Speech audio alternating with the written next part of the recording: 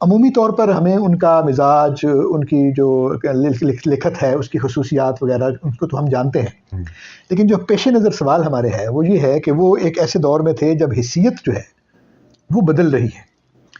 تو اس بدلتے ہوئے دور میں ان کی وہ کیا خاص اہمیت ہے جس کی بنا پر عزیز احمد کا فکشن اپنے وقت میں یا روایت میں ہمیشہ مستحکم رہے گا؟ اس میں دو باتیں ہیں. جناب، ایک تو یہ کہ جس دور میں وہ آئے سامنے، وہ بنتا ہے 20ویں صدی کا پہلا نصف.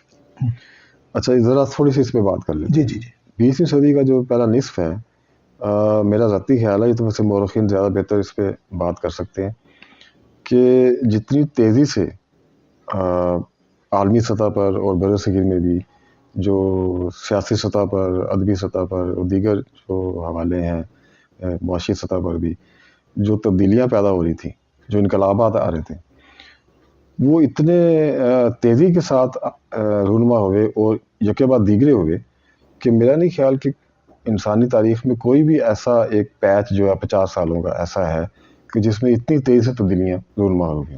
اچھا، مثلا آپ دیکھیں اسی پہلے نصف میں دونوں جنگیں ہوتی ہیں، دونوں عالمی جنگیں جو ہیں، اور اس کے بعد ایک بہت غیر معمولی کساد بازاری کی صورتحال پیدا ہوئی جسے ہم گریٹ ریسیشن کا نام دیتے ہیں. پھر اس کے نتیجے میں ہی پھر دنیا میں جو قدیم سلطنتیں تھیں، جیسے روس میں زار کی تھی یا سلطنت عثمانیہ تھی یا اور تھی، ان کا زوال انہدام ہم دیکھتے ہیں. اور یہ بھی صدیوں کے بعد ایک یہ اتنی بڑی تبدیلی ایک ساتھ ہوئی. ایسے یعنی جو نظام حکومت ہے اس میں ایک پیراڈائم شفٹ ہے، وہ بہت بڑی بالکل ہی شفٹ ہو گیا جی، سارا، گیم چینجرز. اس کے بعد پھر ایک اشتراکی انقلاب آیا، یہ بہت بڑا انقلاب تھا. یعنی وہ تبدیلیاں ہیں جنہوں نے آئندہ زمانوں کے لیے ایک مزاج کشی کی، یعنی کہ ایک ان کا مزاج بنایا کہ آئندہ زمانوں میں کس طرح کا رویہ ہوگا اور کیسی سوچ کے کیسے سانچے رائج ہوں گے. تو اس کے ساتھ پھر پوری دنیا میں ایک روب پیدا ہوگی آزادی کی، بغاوت کی اور انحراف کی. اور اس روح نے ایک طرف تو آزادی کی تحریکیں مصر میں یا پاکستان ہندوستان میں یا اور جگہوں پر، افریقہ میں، چین میں، ہاں، وہ تحریکوں کو انہوں نے آغاز کیا. اور اس کے ساتھ پھر علمی سطح پر بھی آپ دیکھیں کہ اسی دور میں ایک طرف تو فرائیڈ اور یونگ وغیرہ آتے ہیں. اچھا، وہ اب ہر چیز کے کشتے کا پشتے لگا رہے ہیں، یعنی وہ ہر جو فکری نظام جو ہے یا فکری ڈھانچہ جو ہے انسان کو سمجھنے کا جو ایک پورا ایک ہمارا پیراڈائم بدل گیا ہے، اس کو بالکل وہ جیسا بساط نہیں الٹ دیتے اس طرح وہ الٹ رہے ہیں. اور اس سے پہلے جو ایک سوچ تھی انسانی کردار کے حوالے سے، جو ایک فہم تھا، وہ ایک آرکیٹائپل زیادہ تھا. اور ہمارے جتنے بھی بڑے ناول لکھے گئے وہ آرکیٹائپل کریکٹرز پر مبنی ہیں. تو انہوں نے کیا کیا کہ انہوں نے کریکٹرز کے جو اندر ایک لیئرز ہوتی ہیں، جو اس کے بھیتر میں جو ایک ڈائلما ہے، اس کی انہوں نے بات کی کہ ایک ہی عزیز احمد کی بات کر رہے ہیں آپ؟ یہ میں اس فرائیڈ کی بات، اچھا، فرائیڈ اور یونگ دونوں نے یہ کیا، اجتماعی لاشعور وغیرہ کا انہوں نے کنسیپٹ دیا.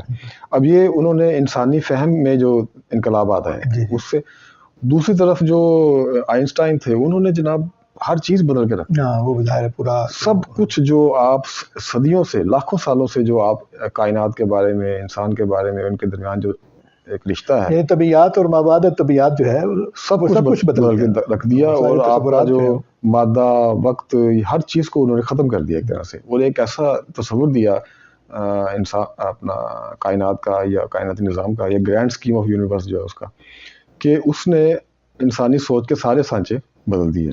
اب یہ اتنی بڑی تبدیلیاں ہیں، یہ تو میں نے ویسے ہی سرسی سی بات کی، بنیادی جو ایک نظر دیکھنے سے جو سامنے آ جاتی ہیں. تو اگر ہم تفصیل سے بات کریں تو اس میں تو بہت کچھ اور بھی بدل رہا تھا، معاشی سطح پہ بدل رہا تھا. اب دیکھیں جب یہ بر صغیر میں جب انگریز آتے ہیں تو انہوں نے جو اپنی اصلاحات کی معاشی، تو اس کا جو پیک ٹائم تھا وہ یہی تھا کہ جب وہ اس کے ثمر آور ہونے شروع ہو گئی، یعنی اس کا جو پھل تھا وہ سامنے آنا شروع ہو گیا. اور پورا جو آپ کا جو بر صغیر ہے وہ دوبارہ سے ایک منڈی بن گیا، یعنی کہ جیسے وہ کہتے ہیں نا کہ صنعتی ہوتے ہوتے وہ پھر سے زرعی ہو گیا، کیونکہ ان کو ایک خام مال کے لیے منڈی چاہیے تھی. تو پورا اس کے بعد آج تک یا آئندہ میرا خیال ہے کئی دہائیوں یا صدیوں تک اس کے اثرات باقی رہیں گے. اور کئی ازم جو ہیں، کئی ازم، ہاں یہ بھی پھوٹ پڑے ان سارے معاملات سے، ظاہر ہے چھوٹے چھوٹے کئی، کیونکہ جب فکری جو لہر ہوتی ہے اس میں جب ایک ارتعاش پیدا ہوتا ہے تو اس سے بہت ساری سر بجتے ہیں، یعنی کہ ایک آپ تار بجاتے ہیں نا اس کی، تو وہ کئی جگہوں پہ اس کی سر و سرتیاں بجتی ہیں، تو تبدیلی ہوتی ہے. تو اس دور میں ایک جدید شہری تمدن جو ہے پوری دنیا میں پنپ رہا تھا. وہ عالمی سطح پر بھی تھا اور یہاں بھی برصغیر میں بھی، چونکہ انگریز آ چکا تھا اور اس نے اپنی معاشی اصلاحات شروع کر دی تھی، تو ایک جدید تمدن پیدا ہو رہا تھا. اب اس دور میں عزیز احمد سامنے آتے ہیں. یہ اربن سینسیبلٹی جو ہے، اربن سینسیبلٹی ہے یہ جو اب یہ دیکھیں، یہ ایک تاریخ کا ایک سمجھ لیں کہ آپ اس کی ودیعت، اس کی ایک بلیسنگ ہوتی ہے کہ ایک تبدیلی کا وقت ہے، چیزیں بدل رہی ہیں، اور اس دور میں آپ پیدا ہو گئے، موڑ پہ آپ کھڑے ہوئے ہیں، اس دور میں آپ آ گئے، اور تاریخ نے آپ کو ایک کردار دیا، اس میں جو بھی چینجز ہو رہی ہیں آپ اس میں حصہ دار بن گئے. اور پھر یہ آپ کی اپنی لیاقت ہوتی ہے کہ آپ اس حصے میں کتنا اپنے آپ کو نمایاں کرتے ہیں.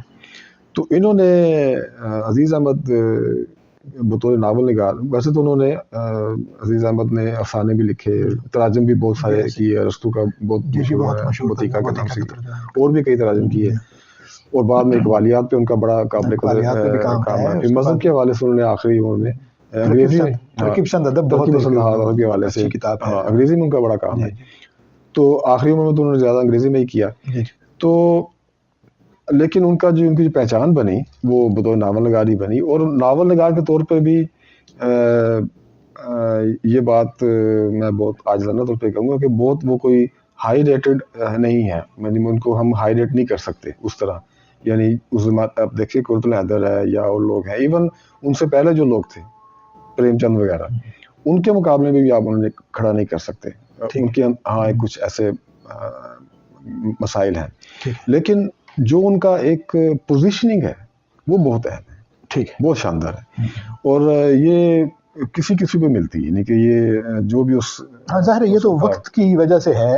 ظاہر ہے اب آپ دیکھیں ان سے پہلے کی، ان سے فوراً پہلے کے جو لوگ ہیں ان میں پریم چند ہے یا یہ اپنا یلدرم ہے، یہ فوراً پہلے کے ہیں.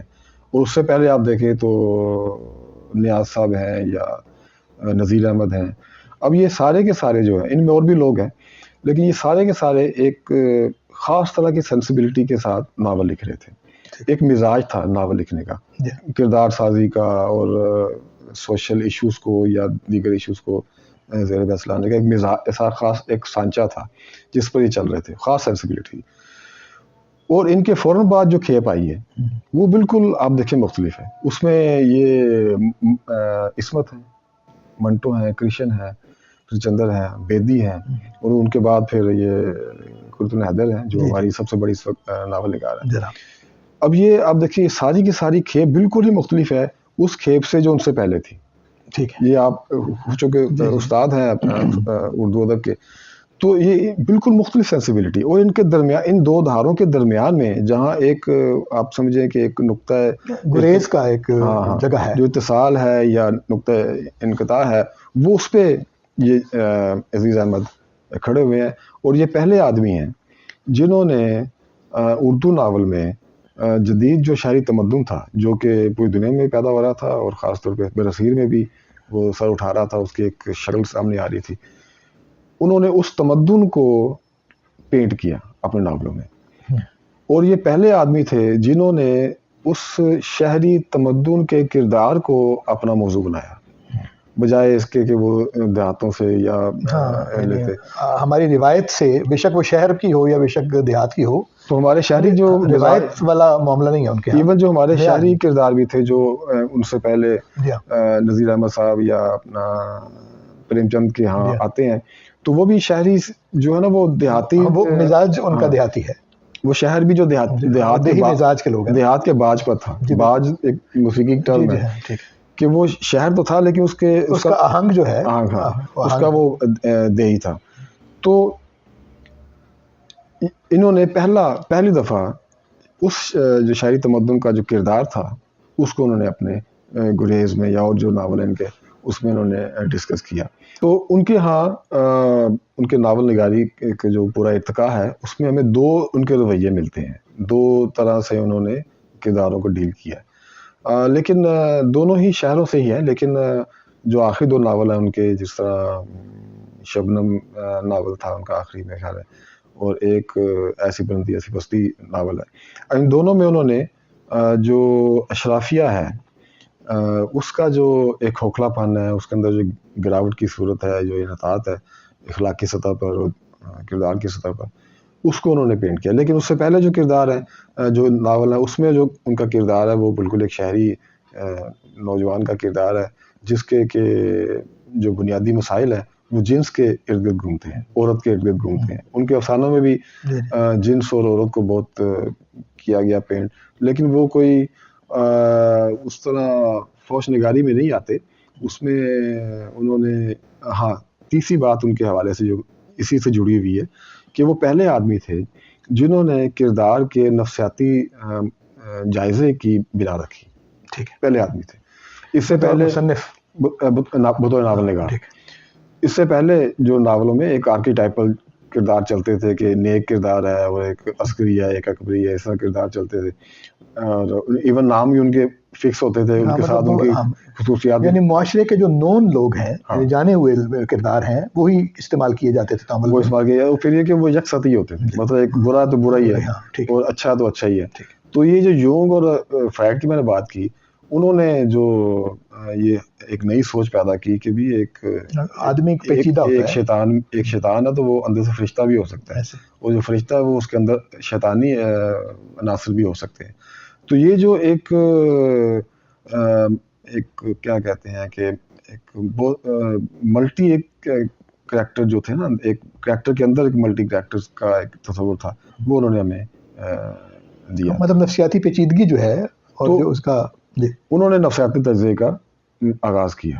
اور یہی دیکھیں یہ وہ بنیادی خطوط ہے جس پہ کہ اس کے بعد کا جتنا بھی ادب ہے، جتنے بھی لکھنے والے تھے آج تک، وہ ہم انہی خطوط پہ کام کر رہے ہیں. اب یہ ان کی ایک پوزیشننگ ایسی شاندار ہے کہ ان کے حصے میں یہ کردار آیا تاریخ کی طرف سے، اور اس کردار نے ان کے بطور ناول نگار ان کے قد کو بہت بلند اور بہت نمایاں کر دیا.